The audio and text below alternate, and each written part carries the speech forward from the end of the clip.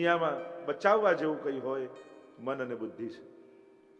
સંજોગો ભલે બગડે, બુદ્ધિ બગડવા ન દેતા. કારણ કે સંજોગો તો સુધરી જશે, બુદ્ધિ બગડીને તો સારા સંજોગો તમને આનંદ નહીં આપી શકે. અને ઘણાને એવા જોઈએ છે, બધું જ સારું હોય પણ બીજાનું સુખ ન જોઈ શકે માણસ. બુદ્ધિને બચાવજો, મનને બચાવજો, બગડે નહીં એના માટે સાવધાની રાખજો. અને એના માટે સતત વ્યક્તિએ સારો સંગ રાખવો પડે છે. પુસ્તકો માણસને સુધારી નથી શકતા, કેવલ સારો સંગ જોઈશે. 2 મિનિટ પણ ઠાકોરજી આગળ જઈને ઊભા રહો અને એટલી જ વિનંતી કરો કે પ્રભુ મારી બુદ્ધિ ક્યારે ન બગડવા દેતા, મારું મન ક્યારે કોઈના માટે ન બગડે, એવી વિનંતી ઠાકોરજી. આ પ્રાર્થના કરવી હોય તો આવી કરવાની. કારણ કે જેણે બુદ્ધિને સાચવી લીધી એને વિપરીત વ્યક્તિઓ, સંજોગો પણ એના મનમાં ક્લેશ જગાવી શકતા નથી. સુંદર વાત પરમાત્માને કહી, અશાંતસ્ય કુતઃ સુખમ. અશાંત વ્યક્તિને સુખ કેવું? જેણે ઇન્દ્રિયોને જીતી નથી, મનનો નિગ્રહ કર્યો નથી, જેણે પોતાની ભાવનાઓ શુદ્ધ કરી નથી, એવા અશાંત વ્યક્તિને સુખ ક્યાંથી હોય? તમારું મન અશાંત છે તો કોઈ વ્યક્તિ, કોઈ વસ્તુ, કોઈ પદાર્થ, કોઈ સંજોગ તમને ક્યારે સુખી નહીં કરી શકે. અશાંત વ્યક્તિને સુખ નથી હોતું. અને અત્યારે સમાજમાં આપણે જોઈએ છે, દુઃખનું સૌથી મોટું કારણ અશાંતિ છે. દરેકનું મન અશાંત છે, કોઈક ને કોઈક રૂપે. બધા જ આપણે અશાંત છે. એક જ બધા જાળમાં એવા ફસાયા છે. છોકરાઓને પૂછો ને શેમાં છે, કે હમણાં નેટ પર બેઠો છે. મોટા ભાગના લોકો નેટ ઉપર હોય ને, નેટ એટલે જાળ. જાળ જ કહે કે ભગવાને જેવી જાળ નાખી છે માયાની કે બધા જ ફસાયેલા છે. પોતાને કાંઈ લાગે વળગે નહીં તોય ફેસબુકમાં ફેરવતો ટેન્શનમાં ફરતો હોય. આને આ મળી ગયું. કારણ કે લોકો હવે વસ્તુ લેવા માટે વસ્તુ નથી લેતા, ફરવા માટે ફરવા નથી જતા, પણ ફોટા ફેસબુકમાં મુકાય ને એટલા માટે જાય છે. લોકો જુએ. અને આનાથી જે પ્રતિસ્પર્ધા પેદા થઈ છે, આજે સફળતા, સગવડતાઓ વધી છે, પણ બીજાને જોઈ, બીજાને બતાવી પ્રતિસ્પર્ધા જે વધે છે અને એને કારણે ઉદ્વેગ, આ કોમ્પિટિશન અને કમ્પેરિઝન આ હંમેશા માણસને ઉદ્વેગમાં રાખે છે. આ બેમાં માણસ પડ્યો પછી એને શાંતિ ના. તો અશાંત છે કુતઃ સુખમ. જેનું મન જ અશાંત છે. એક વસ્તુ સમજો, સુખ મળવું અને સુખી થવું બંનેમાં ફરક છે. દુનિયામાં સુખ તો ઘણાને મળે છે પણ બધાને સુખી થતા નથી આવડતું. આ બંનેમાં ફરક હોય છે. વસ્તુ મળવી અને એને માણવી, આ બંનેમાં ફરક છે. સુખ તો ઘણાને મળે છે. આજે સુખ મેળવવું સરળ છે, સુખના સાધનો મળી જાય છે, પણ સુખી થતા નથી આવડતું. તમને સારામાં સારી કાર મળી પણ કોઈ ટેન્શન હોય, માથું દુખતું હોય, ટેન્શનમાં હો, કંઈ પણ હોય, તમે એનું સુખ ન માણી શકો. વસ્તુઓ મળી જવી સહેલી છે, એને માણવું અઘરું છે. એટલે આજે લોકો વસ્તુઓ મેળવે અને જેની પાસે વસ્તુ વધારે મળી ગઈ એ સુખી થઈ ગયો એવું માની લેવું જરૂરી નથી. કારણ કે હંમેશા માણસને, નાનું બાળક હોય એ જ્યાં છે દરેક વ્યક્તિ તમે જુઓ કે જે બાળક જ્યાં જ્યાં સામે જઈને સુખી થવા ઈચ્છે છે, પરિસ્થિતિ બદલી થઈને સુખી થવા ઈચ્છે છે. ઝૂંપડામાં સામે એક મોટા મકાનની સામે ઝૂંપડું, પતિ પત્ની રોટલો સાથે તોડીને ખાતા હતા અને શેઠાણી હિંચકા પર બેઠા બેઠા મનમાં દુઃખી થાય, કેવા નસીબવાળા છે, બંને ભેગા મળીને રોટલો ખાય છે. અમારે તો મેળ જ નથી પડતો સાથે ખાવા. અને પેલા રોટલો તોડતા તોડતા પેલા હિંચકા પર ઝૂલતા શેઠાણીને જોઈને કે કેવા સુખી છે, સોનાના ઈંડોળે ઝૂલે છે.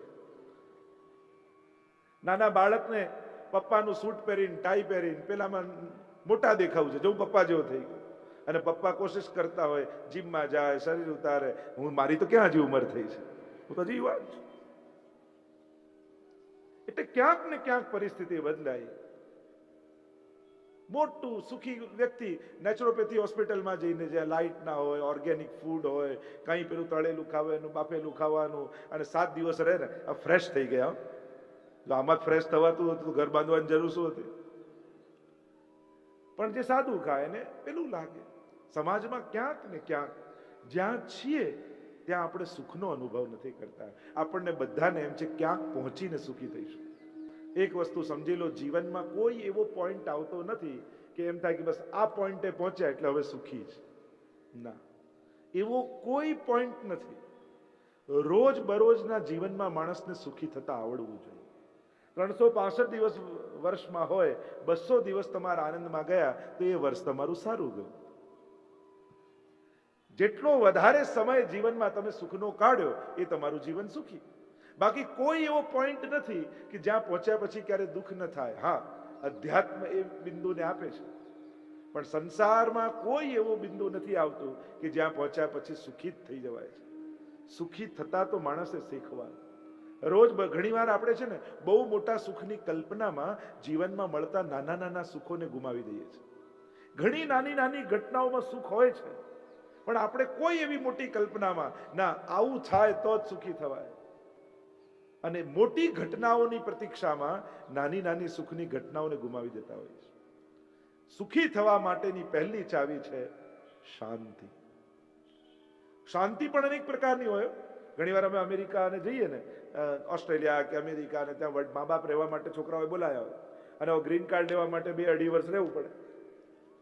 6 મહિના પછી તો એવા ગળા સુધી આવી ગયા હોય, અને અમને મળે બિચારા હરખ હરખ હરખમાં.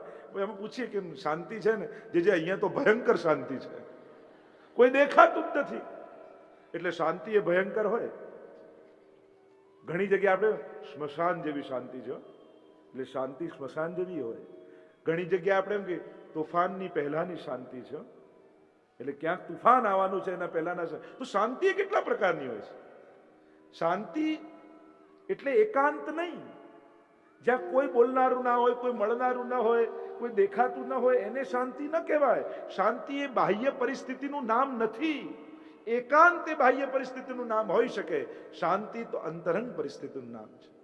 મનનું કોઈ સ્ટેજ છે જ્યાં જઈ માણસ ભીડની વચ્ચે પણ શાંત રહી શકે છે.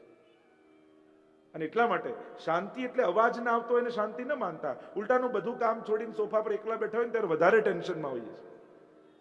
શરીર દોડતું હોય ને ત્યારે મન શાંત હોય, પણ શરીર ઊભું રહી જાય ને તો પછી મન દોડવા લાગે છે. જોજો, તમે કામમાં વ્યસ્ત હો ત્યારે તમને ક્યારે એમ નથી લાગતું કે મારું મન ભટકે છે, પણ બધા કામ છોડીને બેઠા હો ને ત્યારે મન ક્યાં ને ક્યાં ચકડોળે ચડતું, ક્યાં ક્યાં વિચારો કરતું હોય. ક્યારે થવાનું ના હોય એવી ઘટનાનો વિચાર કરીને ટેન્શનમાં આવી જાય. અને આજનો માણસ, જો 2 જણાએ 2 વસ્તુ છોડવાની આજે જરૂર છે. નાના બાળકોએ કાર્ટૂન જોવાનું છોડવું જોઈએ, અને વડીલોએ ન્યૂઝ જોવાનું છોડી દેવું જોઈએ.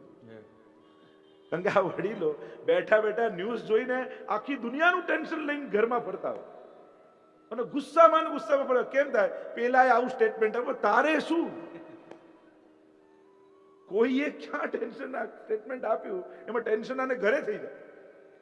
ઘણા તો એવા મુખ ફુલાવીને બેઠા હોય ને, મને કોઈ સમજી શકતું નથી, ઘરમાં મારું કોઈ કહી દે ને. ઘરના લોકો કોઈ અંતર્યામી થોડી છે કે તારા મનની જાણી જાય. જે તકલીફ છે બેસીને વાત કરી દે. ઘણા લોકો બોલે નહીં, મોડું ફુલાવીને ફર્યા કરે. ઘરમાં બધા કઈ અંતર્યામી છે કે તમારા મનમાં શું ચાલે બધા જાણી જાય? જે તકલીફ હોય કહી દેવાનું, મનમાં ચાલતું હોય વાત કરી દેવાની.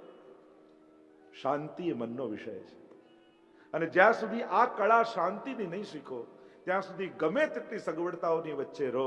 અશાંતસ્ય કુતઃ સુખમ. ભગવાન સ્પષ્ટ કહે છે, જેનું મન અશાંત છે એને કોઈ સુખી કરી શકતું નથી. એ હંમેશા દુઃખી જ રહે છે. સમસ્ત પ્રાણીઓની જે રાત્રિ છે, બધા માટે જે રાત છે, એમાં સંયમી સ્થિતપ્રજ્ઞ જાગે છે, અને જેમાં બધા જ જાગે છે એમાં સ્થિતપ્રજ્ઞ સૂતો છે.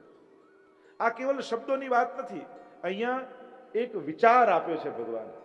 બધા જાગે ને એમાં સૂતો, ને બધા સૂતા હોય એમાં જાગે. એટલે આખો સંસાર છે ને એ સ્વાર્થમાં જાગે છે.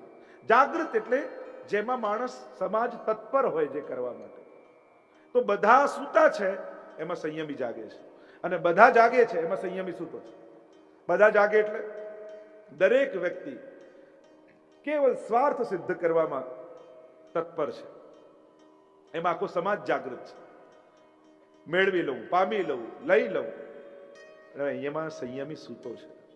એ સ્વાર્થનો વિચાર નથી કરતો, એ તો સમસ્ત સમાજના કલ્યાણનો વિચાર કરે. અને જેમાં બધા સૂતા છે, સંયમમાં, ભક્તિમાં, એ બધામાં જ્યારે સમાજ સૂતો છે એમાં સંયમી સક્રિય છે, જાગૃત છે.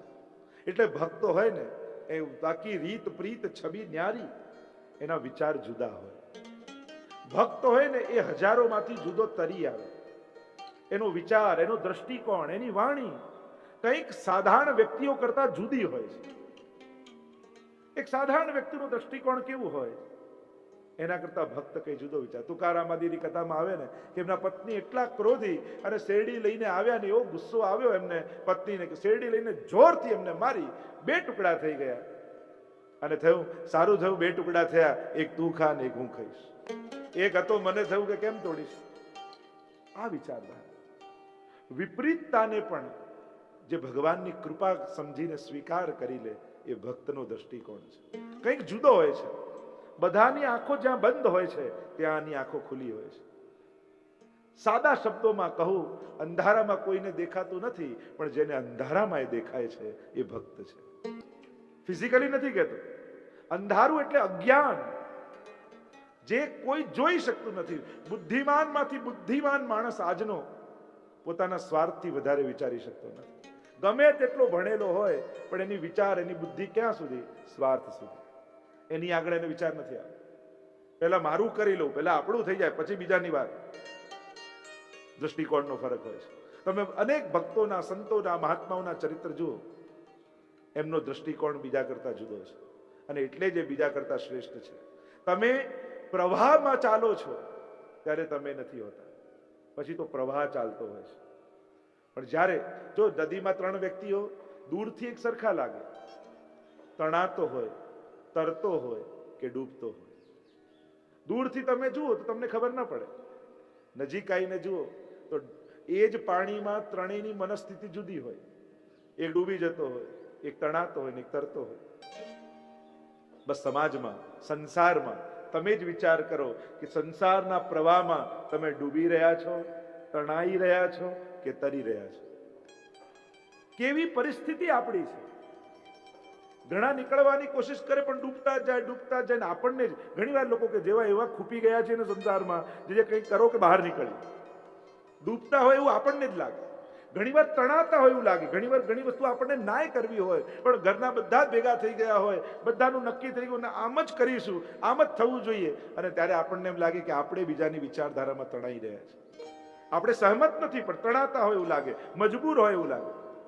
પણ સમજદાર વ્યક્તિ તણાતો નથી, તરે છે. અને તરનારમાં ફરક એ છે કે એને ખબર, તણાતો હોય ને એને ગોલ નક્કી ના હોય તો પ્રવાહ જ્યાં લઈ જાય ત્યાં જવું પડે. તરતો હોય ને નક્કી હોય કે કયા કાંઠે ઉતરી જવાનું છે, ક્યાં મારે બહાર નીકળી જવાનું છે, તરનારના હાથમાં હોય છે. એટલે ડૂબશો નહીં, તણાશો નહીં, તરતા શીખો. સંસારમાં જ રહેવાનું છે, સંસાર છોડીને કોઈ જવાના નથી. નાવ પાણી માટે જ હોય છે, પાણીમાં જ નાવ હોય, પણ નાવમાં પાણી આવી જાય ને તો પછી નાવ ડૂબી જાય છે.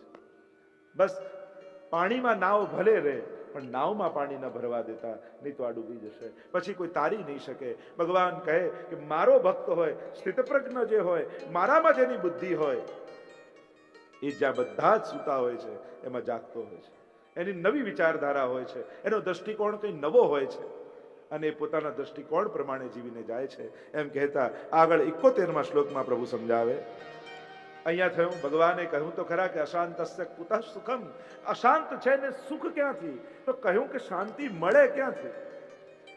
બીમારી તો બતાવી, પણ દવા કઈ રીતે શાંતિને પ્રાપ્ત થાય? તો શાંતિ કોને મળે, કઈ રીતે મળે, એને સમજાવતા પ્રભુએ કહ્યું, વિહાય કામાન્યઃ સર્વાન. જેણે સઘળી કામનાઓને છોડી દીધી છે, જેના મનમાં કોઈ કામના નથી, કોઈ મમતા નથી. આમ કરવું છે, આમ પામવું છે, આમ મેળવવું છે. ઘણી વાર લોકો પૂછે ને તમારા લાઈફનું એમ શું? લાઈફનો એમ નથી હોતું. આટલું લાંબુ ને મોટું વિચારવાની આપણી સમજ નથી હોતી. નાના નાના એમ નક્કી કરો. ઘણી વાર છોકરાઓને કહીએ ને, મોટો થઈને શું કહે કે હું તો ડોક્ટર બનીને ગાડી લઈશ, આવી નાના છોકરાઓ વાત કરતા હોય. મેં કીધું તું ડોક્ટર બનીને કાર લેવામાં તારું ધ્યાન છે, પણ 10મામાં જ ભણીને સારા ટકા નહીં લાવે તો ડોક્ટર બનીશ ક્યાંથી? એમાં એડમિશન જ નહીં મળે.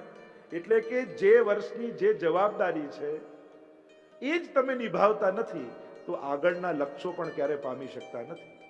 તમારી સામે રહેલા લક્ષ્યોને પામ્યા વગર એ મોટા લક્ષ્યો સુધી પહોંચી શકાતું નથી. પહેલા બીજા ત્રીજા પગથિયાને ચડવાની વાત કરતા નથી, સીધા છેલ્લા પગથિયાની વાત કરીએ તો માણસ ક્યાંથી પામે? પ્રભુ શાંતિનો ઉપાય બતાવતા કહે છે, મનુષ્યના જીવનમાં શાંતિ પ્રગટ કઈ રીતે થાય. સૌથી પહેલા પ્રભુએ કહ્યું, વિહાય કામાન્ય સર્વાન, સર્વ કામનાઓને જે છોડે એના મનમાં શાંતિ આવે. અને એનો પ્રયાસ કરો. એક દિવસ એવો નક્કી કરો કે આજના દિવસે મારે કોઈની પાસે કઈ ઈચ્છા નથી રાખી. ચેક તો કરીએ, ભગવાન કહે છે એનાથી પ્રગટ થાય છે. શ્રી ગોવર્ધન કૃષ્ણ કનૈયા લાલ. એક દિવસ એવો ઉપાય કરીને આપણે બધા જોઈએ કે એક દિવસ એવો જાય, એકાદશીનો દિવસ નક્કી કરી, કોઈ કામના મનમાં નથી રાખી, મન શાંત પડી જશે. કારણ કે મન છે ને વિષયોને ગોતતું જ રહે. વિષયો વગર, ચિંતા વગર મનને ગમતું નથી. આ મનનો સ્વભાવ છે. લોકો ભલે એમ કે ચિંતા નહીં કરવી, પણ ચિંતા કરવી મનનો વિષય છે, સ્વભાવ છે. જેમ આંખનું સ્વભાવ છે જોવું. અડધો કલાક કોઈ આંખો બંધ કરે તો આપણે કેવા બેચેન થઈ જઈએ, કારણ કે જોવું એના નેચરમાં છે, સ્વભાવ એના માટે જ છે. કાન બંધ કરી દે કોઈ અડધો કલાક તો કેવા બેચેન. સાંભળવું એનો સ્વભાવ છે.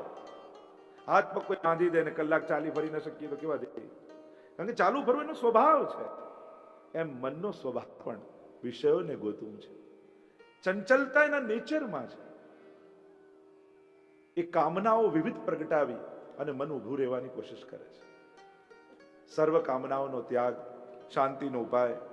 અહંકાર વિના અને સ્પૃહા વિનાનો વ્યક્તિ થાય ત્યારે એના મનમાં શાંતિ આવે છે. શાંતિ એ પરમાત્માનું સ્વરૂપ છે. અને આ રીતે મારો ભક્ત શાંતિને પામે છે એમ પ્રભુ કહેતા અહીંયા આપણે દ્વિતીય અધ્યાયને વિરામ આપીએ. બોલો ગોવર્ધન નાથ કી જય, વલ્લભાધીશ કી